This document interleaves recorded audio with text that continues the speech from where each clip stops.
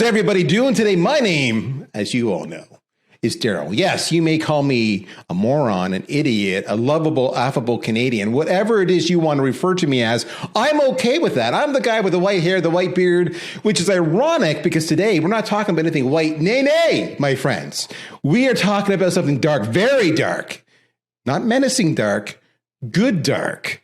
We are talking about dark social. Yeah, are you ready? I mean, so I have to ask this question right away. So whenever I get into a room of marketing leaders and I say dark social, I get mixed reactions. I get a reaction of like, oh yeah.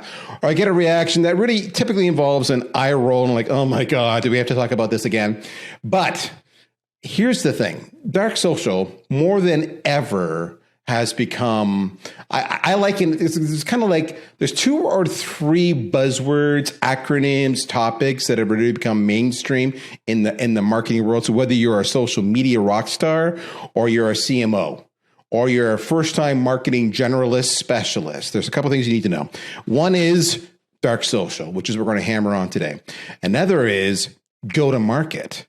Another is PLG, product-led growth. So I'll stop there because all of those terms will always create a phenomenal reaction. I've got some experts with me here today. When they get on screen, I'm going to ask them for their reactions to all of those terms. But as the title here says, it is just freaking so much more than word of mouth, which is often how even I will share it with people. I'll say, hey, it's just like a virtual word of mouth. No, it's more than that. We're going to get into that. Who's joining me? I told you I had experts. Well, we're going to start. I have a wonderfully talented woman and I have, this guy. So let's start with the wonderfully talented woman, the one, the only Kelly Mirabella. She's an award-winning digital marketer, educator, consultant. You would know her as Stellar Media Marketing. Kelly, welcome to the show, my friend. Oh, well, thank you so much for having me. The pleasure is all mine, really. Look at that background. Like that's such an epic background you have. I am oozing professional jealousy. I just want you to know that. I could change the colors like that too.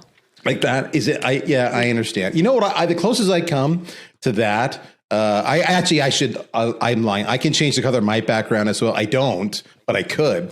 But what I do is outside my work from home studio here, I've got a night light that's plugged into the wall. That's important because it's multicolor LED. And when I turn it to red, that tells anybody else in the house, I'm on air. Go away. Yes. So that's my very colorful story. Joining Kelly is the talented, the one, the only Chris Brogren, Chief of Staff at AppFire. And you may have heard of him. Chris, you're kind of, we don't know who you are. Maybe tell the audience a little bit about yourself or just be succinct and say, I'm awesome. It's your choice.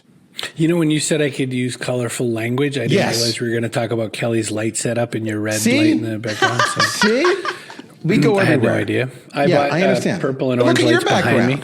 So your background rocks. I have some lights. Yes. I started buying all these lights for my house one day when I realized, I can make my house different colors even if I don't want to be a TikTok star. And that's why I have them. It's true. So, define me. So right now I have like a regular day job, like regular grown-ups, and it's not really tied to marketing, but people know me from marketing and sort of mostly social stuff because I started blogging in 98 when it was called journaling. I was a podcaster since 05. I was Twitter user 10,212. So I was just kind of that guy that was there sooner. I wrote, just because they gave me money, a book called Social Media 101. I wrote because I loved the book, a book called Trust Agents, about how to build trust on the web. So that's kind of where people would know me from. I've had my logo slide from when I used to like to consult, is all the logos you want. So Coke, Pepsi, Titles, Comcast, Microsoft, Sony, blah, blah, blah, start drooling now. But I haven't done that for a while. I'm just a grown-up talking to people about software and stuff like that. So I'm excited to talk today about the dark web because after I Googled what that meant, I was like, oh, yeah, I do that. So, Kelly, I don't know if you've noticed, but for you to really continue participating in this panel, you need to find yourself a white beard. Can you find one anywhere? Just kind of curious. My husband is not at the house, but usually I could find one pretty quick. That's good. I like it. All right. So when I mentioned dark social, PLG, GTM, did anybody have any reactions instantly that was just like, it came out, it was in your head, I'm assuming it was in your head, that you wanted to share? Good, bad, or indifferent? Go. Anybody. Top of my head, I always hear all these like strategies and, yes, there are all those wonderful things. We're marketers. It's what we do. But at the end of the day, just, treat your customers well and do what you're supposed to do, but like to the next level. And those will encourage people to talk about you. And if you're not doing that, like no strategy, no tool is going to get you in the dark, chat, the things that happen behind the scenes that most companies can't touch on. I love it. How about you? I'm super turned on by the topic. Like, again, literally, once I Googled it, I was like, oh, I do that. I legit have never heard that phrase until this time. Really. No lie. It is rampant. It's really been, shall we say, the main talking point for a marketer called Chris Walker of Refine Labs, who is his audience is primarily B2B. But yeah, it's been like the 2022 topic of many people. In fact, true story. So I joined Agorapulse in March. I started interviewing back in December. So I've been, I guess, shall we say, talking to the crew for over a year, almost here for a year. And in the interview process, they were vetting my knowledge around dark social to the point that they actually hired a third-party expert to see if I understood dark social and I knew how to do dark social. So that gives you a little bit of context. All right, then. I know you're going, wow. Really? Wow. Yes. I can understand why it's a big deal for Agorapulse, though, because they have the tools for like the social ROI and, these sort of tools that really tap into dark social. So I can understand why it would be important to them to have teammates who understand it and are well-versed. Yeah, I get it. All right. So Chris, you have looked it up. So now with that, a massive prep work that you've done. Yes. If I were to say to you, Chris, what's your definition of dark social? How would you respond? So I love this. I love the topic if I understand it right. If I understand it right, it is basically anytime where you're not using social technologies to talk to a big fat cluster of people out in the wide open. You're looking for the small private groups, the little clumps, the much more interesting Slack channels that are hidden from public view, the telegrams, the signals, all those like places where, you got to really know someone to get knocked in on the door. And as a guy who works at a B2B software company right now, on the enterprise side, we're not going to find our person. Like, I remember for decades telling people, yes, your customers on Twitter, you dumb idiot. And I remember that and saying, they're on Twitter. They're just not there to listen to your stupid ad. So, the time is right for this. And I'm going to echo what Kelly said, because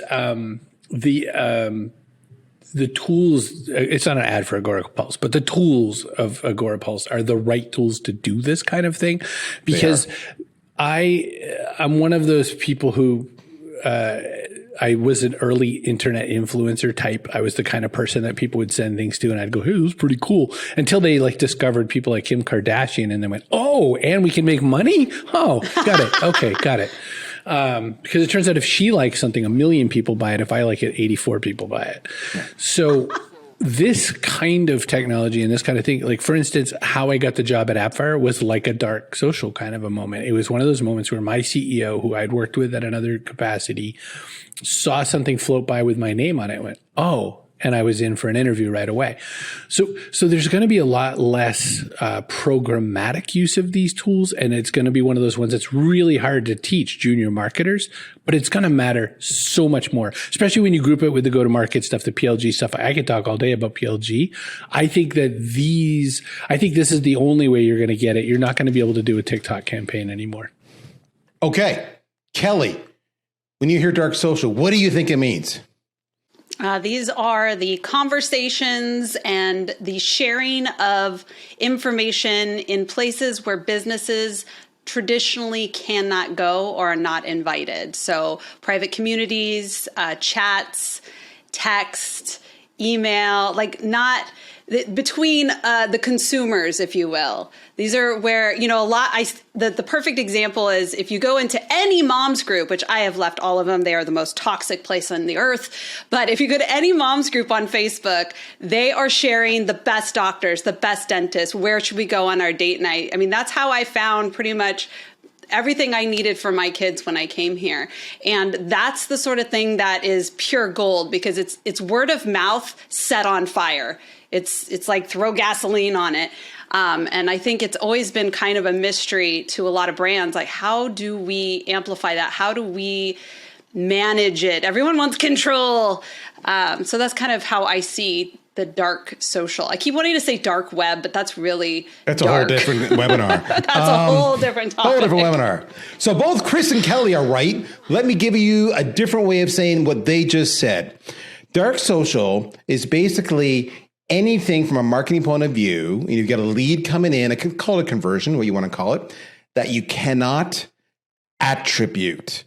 It's dark. I don't know where it came from, right? But like they both just said, Chris said, maybe I was in a conversation on Telegram and they said, hey, have you checked out Agorapulse? As Kelly said, I was in a mom's group and they said, hey, have you checked out Agorapulse? I'm just picking on Agorapulse. You can use any social media app in the world you want to. I really don't care. Today we're talking about dark social. But that's what it is. And so I love this stat here. And this stat here is a few years old, but it's still contextual. I'll go into it. The premise, they did the studies, and they said exactly the example that Kelly was giving, that the majority of information sharing between colleagues, between friends, happens via email or DM or text. So 84%, according to this stat, 84% of any inbound lead you might get for your business, whether it's Kelly at her company, it's Chris at his company, 84%, they have, I don't know where this came from. It was direct traffic. It was organic. I don't know where it came from. And the challenge with dark social is if there's only 16% left that I can measure pay-per-click. Right. I can maybe measure if I do an email campaign, I can measure if there's a download of an ebook. I can maybe measure a trade show. I went to that show and these are the leads I got. I can attribute those. But using exactly the examples Chris gave and Kelly gave, I can't. So that's the thing you got to think about. The question is, so it's a two-parter here.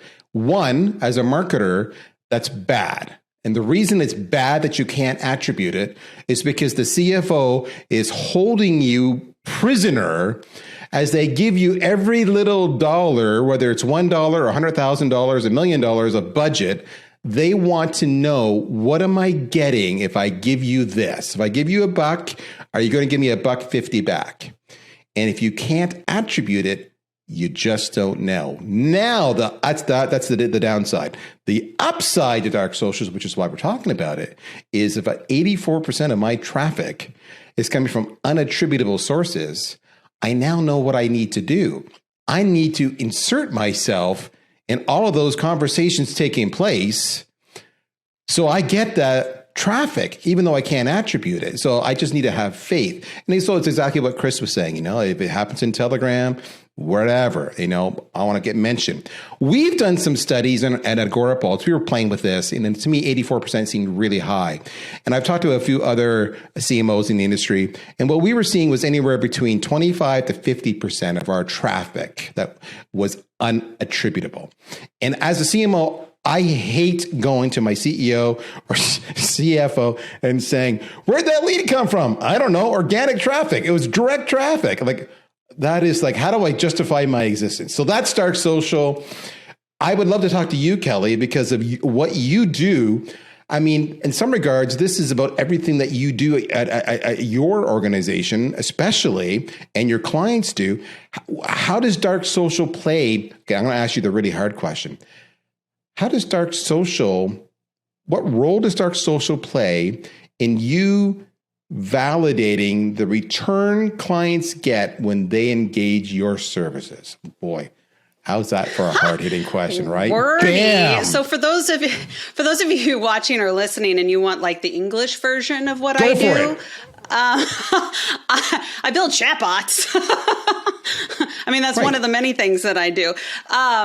So the very cool thing about chat automations is that you can attribute it, but not only can you attribute it, but you can ask questions, you can segment. There's a lot of information that's given. So for instance, if you're building a chat automation on Facebook Messenger, or I guess it's called Meta Messenger now, whatever, on Messenger, then Meta gives you information about, their first and last name. It gives you their location. So you get this rough information, but then I can also simply ask, like, can I get your email? And it will auto-populate the email, and all they have to do is tap. So it creates a very seamless, easy way of capturing and segmenting information. I do think a lot of people who dabble in it, they don't know how powerful it is, so they barely scratch the surface, because I do believe that the segmentation is one of the most powerful things that we can do as marketers, because then we can customize conversations. The other thing that we're able to do is a lot of this idea of dark social is real world social, right? Like let's use a restaurant, for example. People are in the restaurant. How can I track those people? How can I capture those people? They're sitting in my restaurant, but I want them to come back. This is a problem that a lot of restaurants have. They might try you once because you did a coupon or whatever. How do I get them to come back? Well, we need them on an email list or a wallet, which is like a push notification or something like that. Well, we can use chat automations and technology as simple as a QR code, which is kind of like placé these days. But also we can use near field communication, which is super cool, where you just put your phone near a sticker, a menu, wherever it's integrated, and it will pop up and just say, hey, do you want to join this? Or how is your meal? Or whatever that integration is. And it allows us to capture that information. And now you can go to your CEO and say, hey, this person was here, and we can track them from our email list, or we can, because we're properly segmenting, we can kind of connect the dots. So there's a lot more that technology allows us, not only in the online world, but then taking the offline world and bringing it in. So I know, let me make things really fun for you. So everything she just said can be attributable, but let me explain to you how what she does can also be dark social.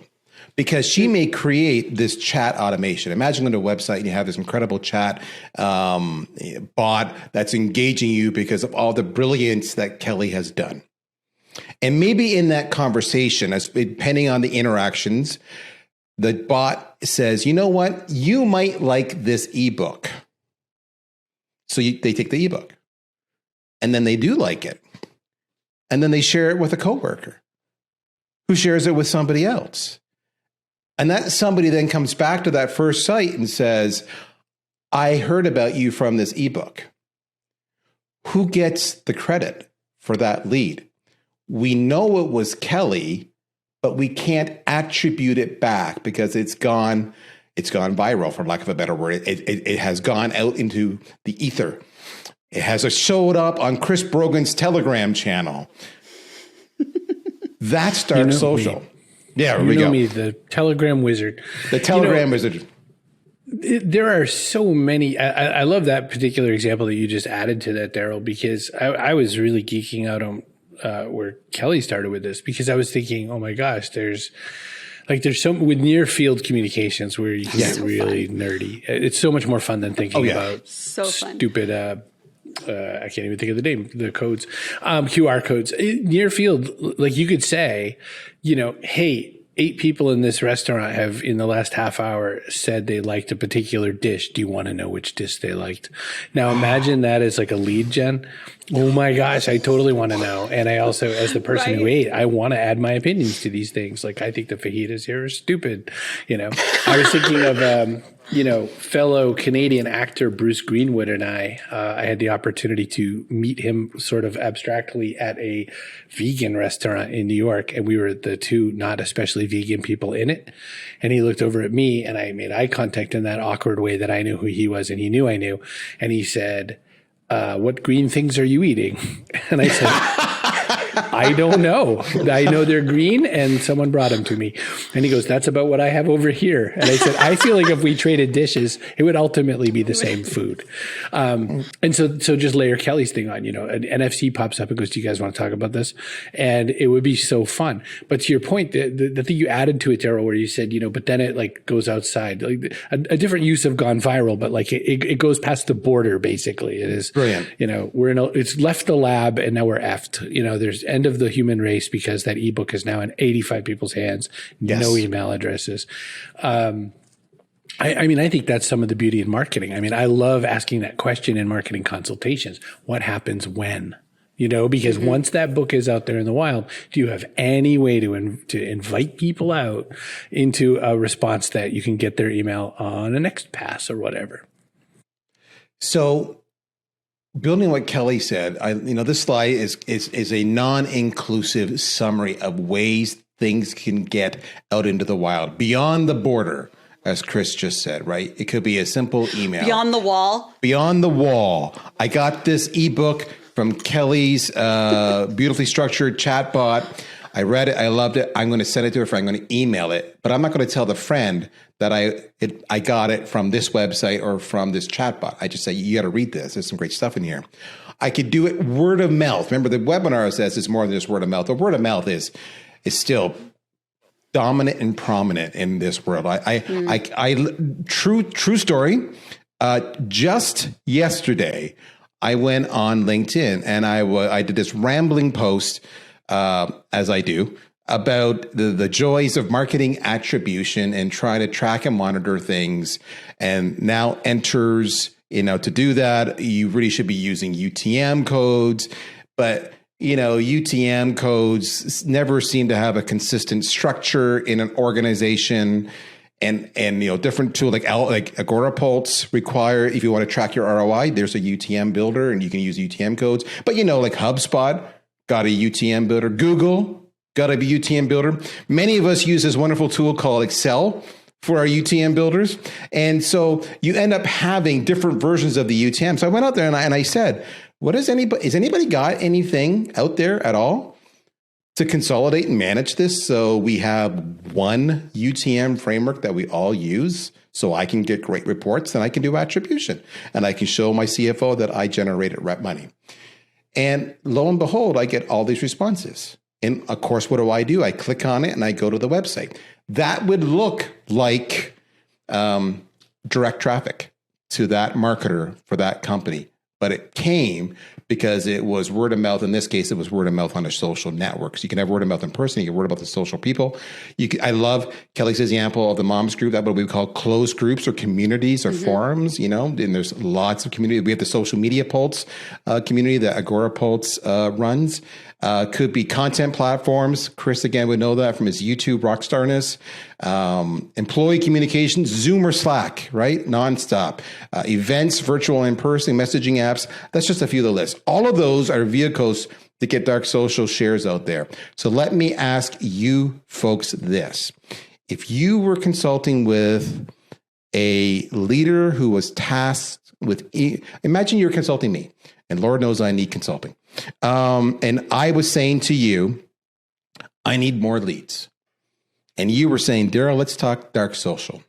How would you propose I get myself in these conversations more and get talked about to drive traffic back to Agorapulse? What could I do as a marketer? Chris, you're nodding your head with a smile on your face. We'll start with you. I am swallowing on anything to do with the phrase thought leadership. Please let none of us say That's no problem. You can say anything you want. Let's just not say that. So I think there's, like, we talked about the ebook a few different times, and one of my things I like to say about content like that, I've been a content guy for so many years. I started blogging in 98. I've finished my 10th book. So I'm like a cat lady when it comes to books at that point. Any more than 2 and you're like an idiot. So I can say that, like, the quality of an ebook matters, right? Like, because, what does the CMO want? They want 45 ebooks. What does a customer want? They want a great ebook that they want to refer to people. Yes. And so I think when you have, let's call them artifacts, or something, when you have a really great piece of something out there, then I think that starts to move for itself. I think it starts to flow with or without you. I'm yet another person who can't stop talking about ChatGPT. So my post yesterday on LinkedIn was, I'm going to stop. I'm all done. I'm not talking about it anymore. I just use it. I've stopped talking because I just don't want to be, the third Marcus Sheridan in line. I don't want to be Paul Reutzer. Like, we all have all those friends. So, but I just had another friend. We're going back to the thing. I had another friend said, I just found the coolest ChatGPT recipe book. It was on Gumroad, and I never think to go to Gumroad, but somebody sent me and I went. It was great. And it was pay what you want. So I paid like a couple of bucks. And so I went and I paid $5 because I was like, this is great. I might even go back and buy another one for 20 because I think the person did a great job. And you know what the end artifact really is? It's a Notion board. And I was like, ooh, that's neato. So my point to your question, I guess, is how do I get more of that? I'm telling everybody about this guy. I went right to my CEO. I went to his EA. I went to all kinds of other people to say, get this. Well, that guy's, of course, that Notion board is stuffed with that guy's links. And now that guy in my head is someone I'm following because I want to know what else they come up with. That's the mode I think of when I think of what you asked me. Okay, before I ask Kelly, I want to have some fun with the audience here just for a second.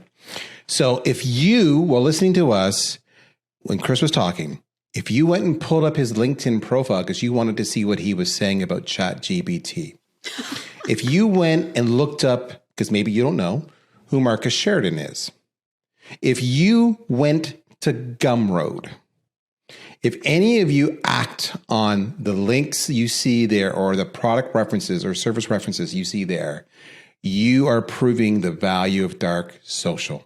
Just so you know, because why? You heard it here on this webinar. That's where it is. So just point that out to you. Okay, Kelly, you're now my coach. I need to drive more leads. 84% of inbound leads are because something was shared. What do I do to get stuff out there being shared so they'll come back to me? The first question I'm going to ask you is, are you worthy of being shared? And unfortunately, that is a question that most consultants are afraid to ask, but absolutely has to be asked. And most CEOs or content creators, whoever's the head person, don't like that question, or they do not like that question because it's kind of a hit to the ego, right? We have to really be honest with ourselves and take a step out of the shoes of a business person and think about our end user. Because if it's like Chris was saying, if you're just creating like 45 ebooks a month, you're not worthy of being shared, friend. Sorry. So that's the first step, is we got to make sure that you have something that is shareable and worthy of that virility, if you will. And then I really like the idea of, obviously UTMs are great, any kind of way that we can use a tracking link, but eventually it's going to get lost. So what I really like to do is to have consistent guidebooks where I'm going to share them. So this is like what I do myself. For instance, I have a guidebook. I host all my guidebooks on SimpleBook, and I make it very easy to share from SimpleBook so that I can track all the shares. People come in order to access my ebook. All they have to do is give me their email address. And I only post it.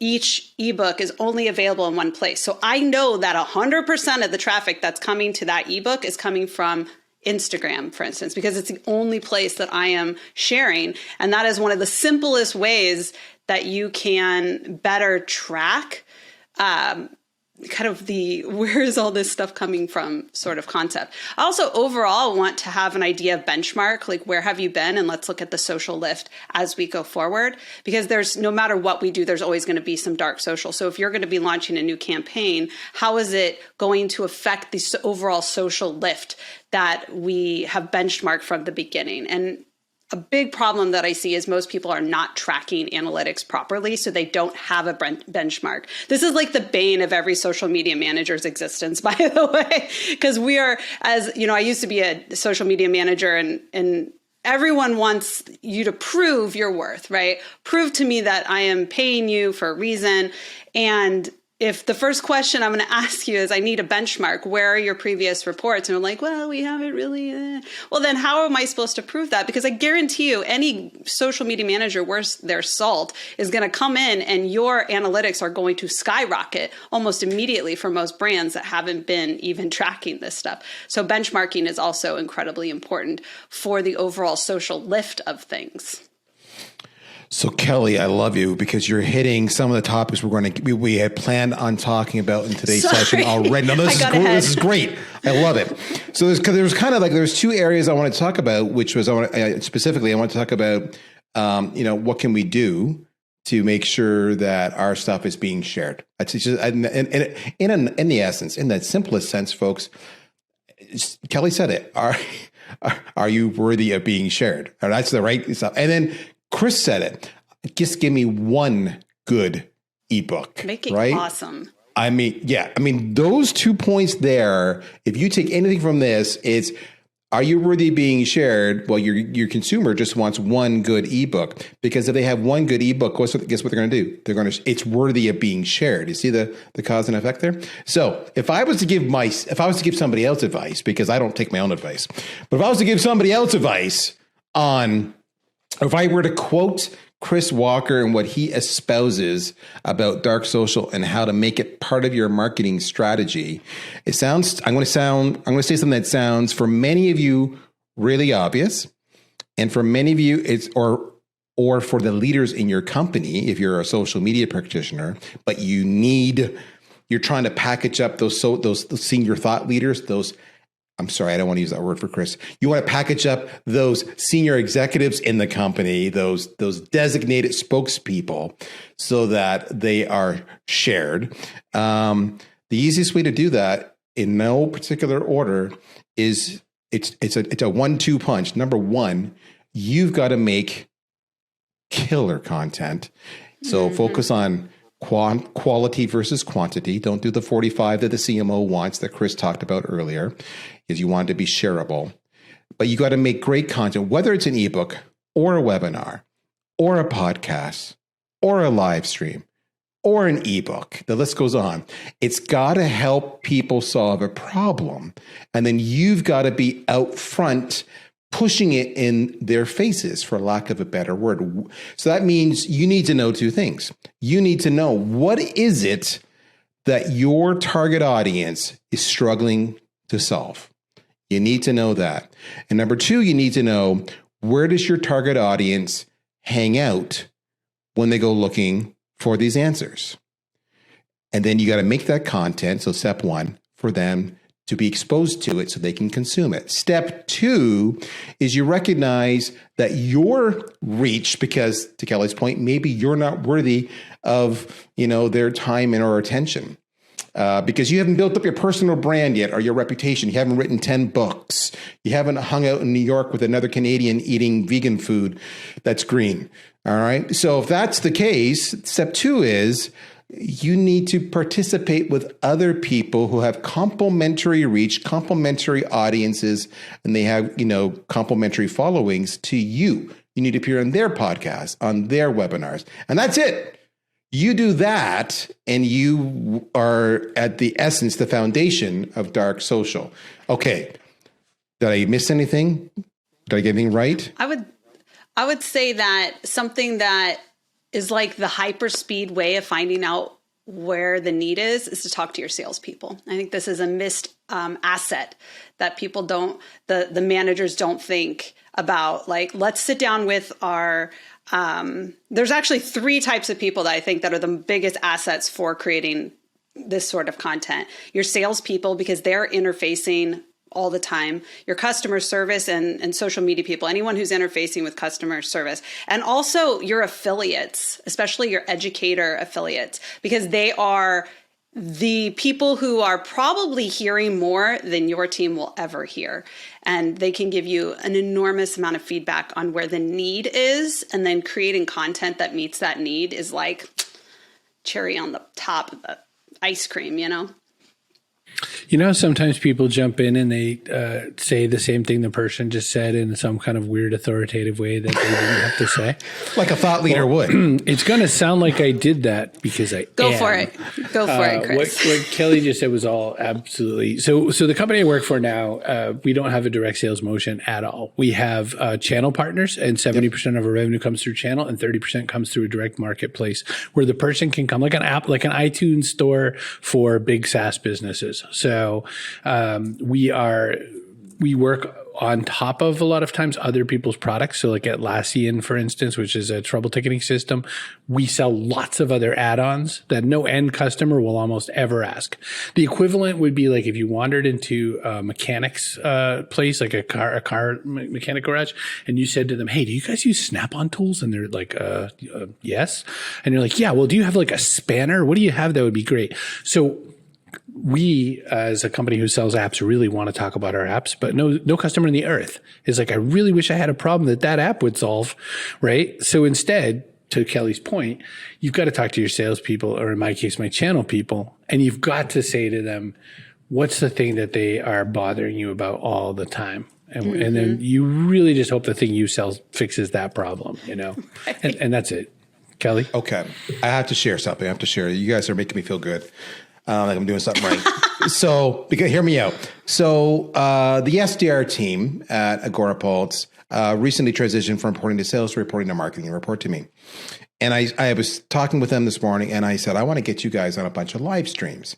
And I said, you need to understand something. I said, you folks have the pulse of the prospect, our target audience, way better than me. Don't let my CMO title fool you. I don't know jack. You guys are on the calls and the phones and the emails with them every single day. I said, so right now, go. I want the top 5 things, complaints, challenges, problems, bitches, whatever, that you're hearing, whether it's product related, industry related, job related, personal, I don't care, that you're hearing over and over again. Go. And they were like instant. They were like, boom. Oh, it's this, and this. And they had talked to me. Yeah, that's it. And I'm like, boom, we've got 5 live streams. Now we have to go get the right guests who are the subject matter experts. We can turn these into blogs. We can turn these into ebooks. This is brilliant. Perfect. And you're going to be on it. And we're going to build your personal brand. And away we go. And they're like, really? And I'm like, yes. So that's the sales. That's the first one.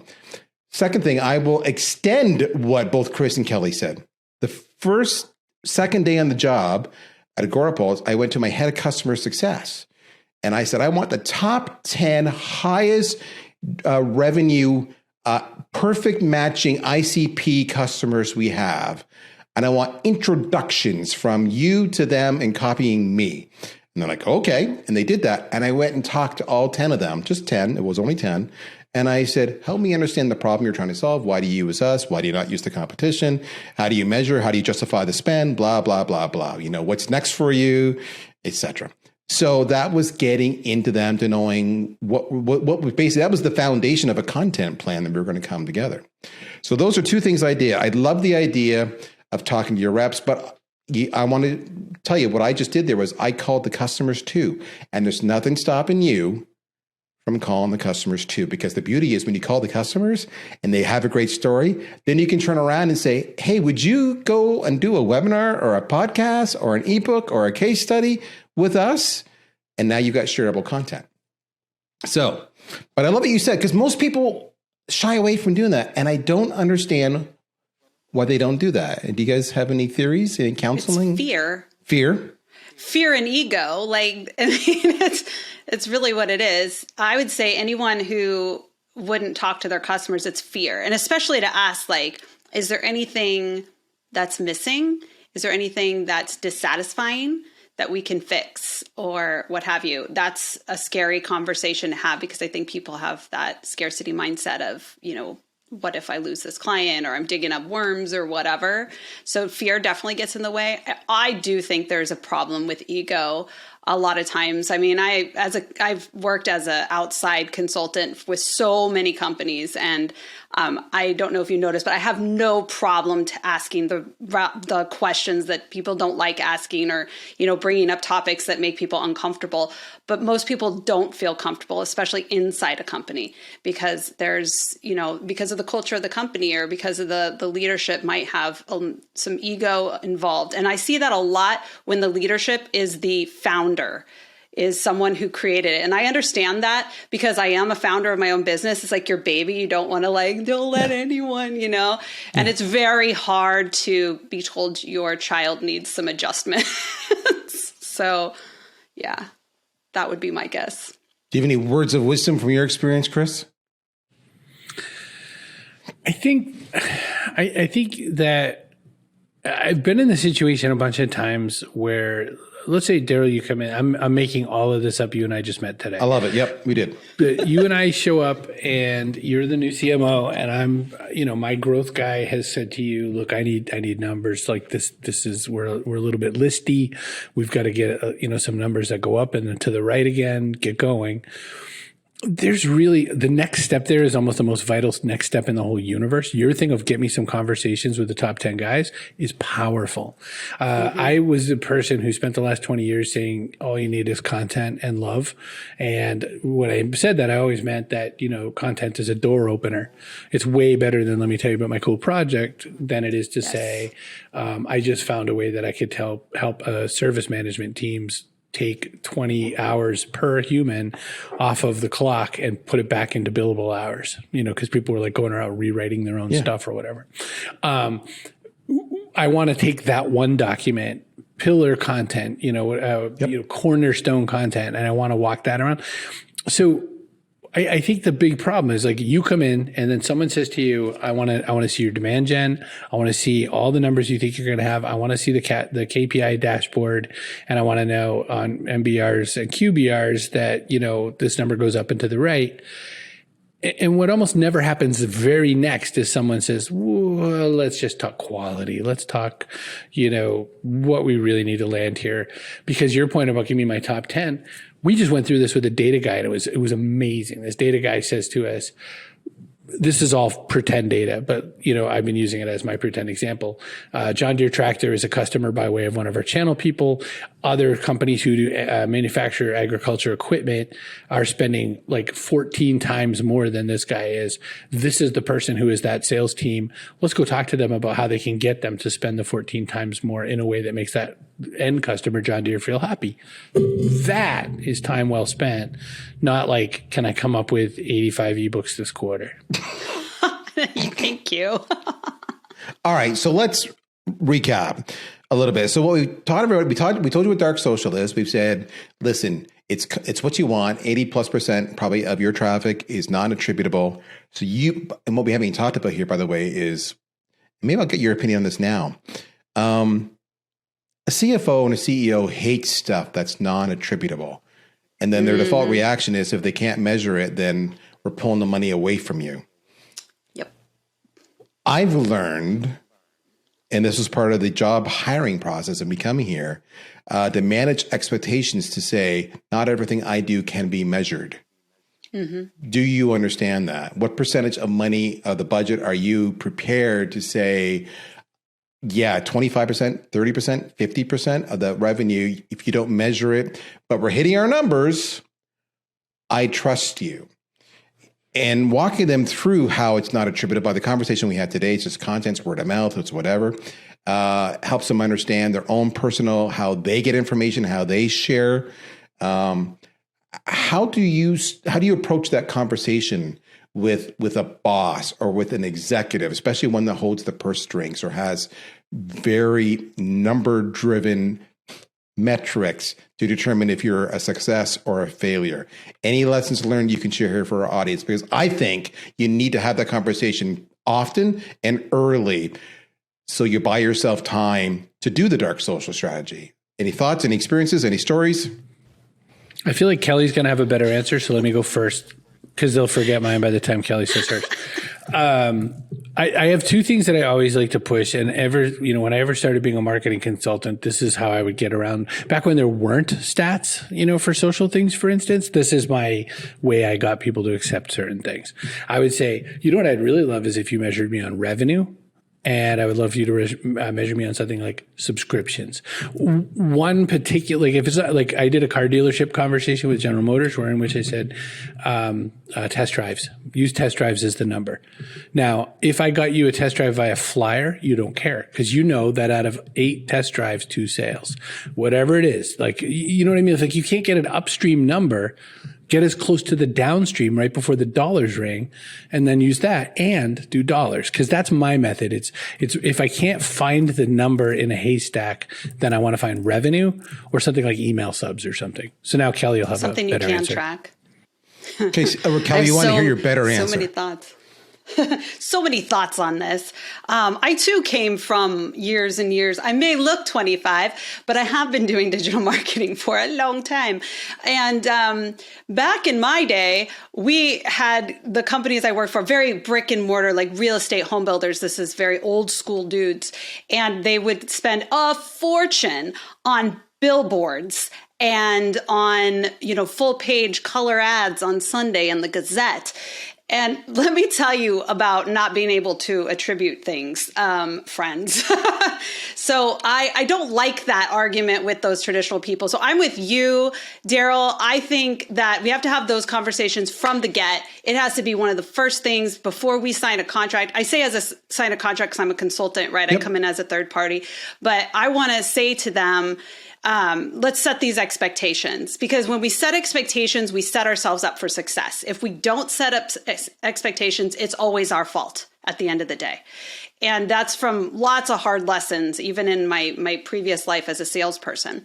I think that this conversation is very nuanced because there's a lot of social media managers still today, very young in their career, who believe that they still cannot track things, which is unbelievable to me in this day and age that we still think that, because we can track a lot with digital marketing. And that's actually why it's more powerful in a lot of sense to a billboard or a newspaper. But I also don't want to give them this false belief that, we have to tie ourselves to revenue. No offense, Chris, I know what you were talking about, but I don't want to be tracked because you can't get enough sales if I'm not in control of that process. So I will agree with Chris that you need to have some kind of thing that we can track, whether it's subscriptions, whether it's people, anything we can actually give a number to, because then I can prove to you, yes, this is something that we can track.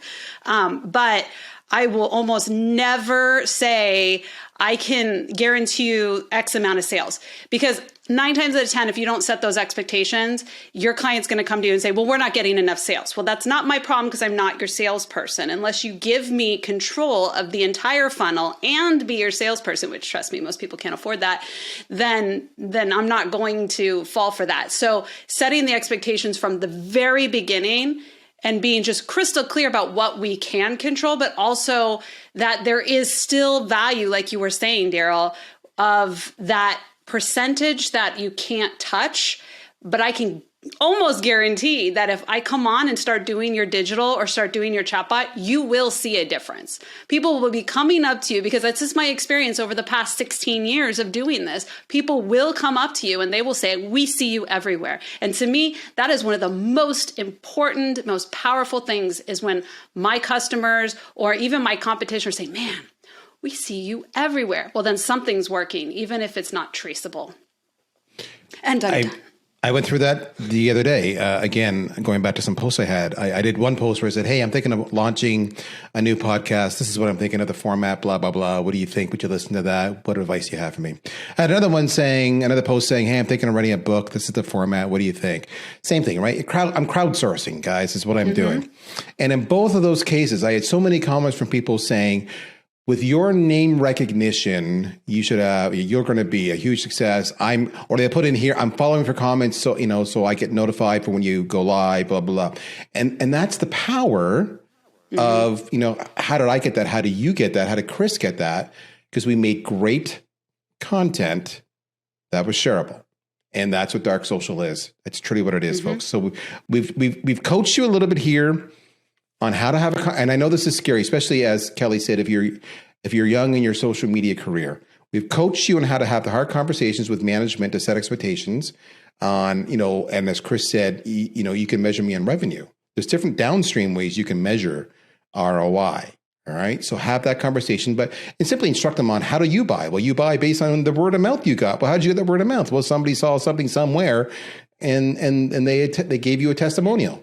So once they understand how they buy, they can make that connection. They understand there is a metric I can measure you on. It may be a little harder, but there is a metric I can measure you on. Then you buy yourself some leeway. We've talked to you about talking to your customer base, talking to your sales reps to get the key relevant topics. We've talked to you about making less content that's better quality than more content. We've talked to you about building up your own audience as well as reaching out to other people who reach your target audience, but they have better following, they have better cachet, they have better influence, they have better reach than you have. So you grow yourself so that eventually one day you become worthy of being shared, going back to what Kelly said. We've got a top 10 list here. We're going to go through it very fast. We're not going to debate it, but to inspire you, top 10 tips for creating the content we just talked about that your audience cannot help but share. And as I read them, I'm going to look at my panelists to see if they have an emotional reaction to anything I say here. So I see they're putting their faces on right now. Make a piece of content that evokes a strong emotional response. In other words, hell yes. Yes, damn it. Make a piece of content. This one's the obvious one that resolves a problem that you might have. That one's the most obvious one going. Make a piece of content. I like this one. This is subtle. That either validates or challenges an existing opinion. Imagine me going out there and saying, Twitter sucks since Elon Musk took over. I may get lots of conversations. It will be shareable. I may not get any consensus at all, but I challenged, or in my example, I both challenged for a subset and I validate it for a subset, an existing opinion. Do stuff that's culturally relevant and trending. I would call this, David Meerman Scott, newsjacking. Boom. All right. Short form videos and images, memes, etc. Crazy thought. It's shareable. Even my wife, who's not a technologist, is now sharing nonstop stuff with me from TikTok. That's telling you something when she's doing that. What else do we got here? Make it easy to share. That sounds stupid, but that's an important little, user interface thing. Get the audience involved. What do you think? Is there a poll? Why do polls do so well on LinkedIn? Because it gets the audience involved. It sounds stupid, but then they want to see the comment. Something that builds excitement. Hey, we're about to do a product launch. Stay tuned. Or something that embraces controversy. Do not be afraid to stir the pot. And you can mix them. You can mix these things. I can do some newsjacking, and I can embrace that controversy, and I can actually take a stance that you either validate or challenges your opinion, and it just gets shared.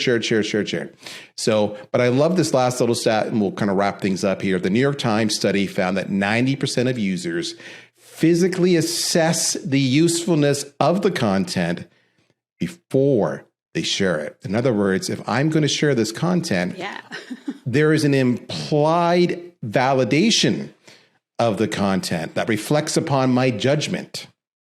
So, if I don't feel strongly about this ebook, I probably won't share it. But if I love this ebook, I'm going to share it. So there we go.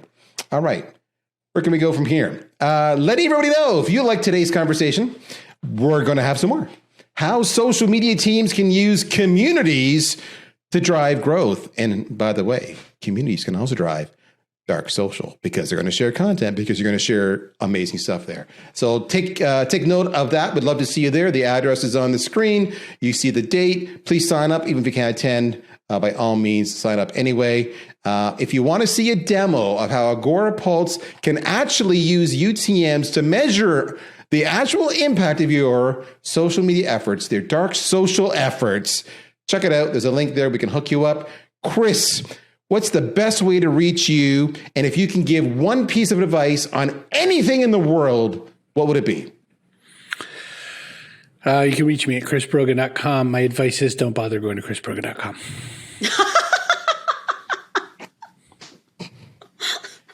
Kelly, what's the best way to reach you? And if you had to tell a social media marketer out there one thing that they have to absolutely do, what would it be? Oh my goodness. Well, you can reach me everywhere at Stellar247, including Stellar247.com. And the piece of advice that they have to, I would say this is not only for the social media manager, but also for upper management, because upper management sometimes makes it so that it's impossible for the social media manager. And that is to test. Don't overly try to analyze things behind the scenes. When it comes to social media content, put out 5 different styles of the same topic, but like, do it 5 different ways and just keep testing. I do this a lot with TikToks and Reels, and like finally you'll hit one and you're like, let's test it again. Let's refine it. Let's refine it. And then all of a sudden you have virility in your post. But I do find that a lot of times, manager more types or the business owner likes to micromanage behind the scenes. They're like, no, it has to be just right before we put it out. And you're like, it's a TikTok. Can we just put it out? Just get it the hell out. I love it. And then improve and take feedback. And that feedback, that content feedback, if it's taking off, that's your next guidebook. There is something there. All right. So my final piece of advice, and it's not mine. I am not the originator of this advice. I'm just sharing it. We started off by saying dark social is something that you cannot attribute. So how do you get around that?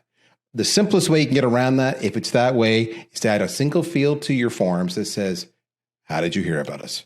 Leave it free. And they're going to say, I heard about you from Chris Brogan when he was in another community bitching about how lame Daryl Prale was on that webinar. So they'll put that down there, and then you'll know that the Chris Brogan and Kelly Mirabella webinar worked and drove content for you. So that's my advice.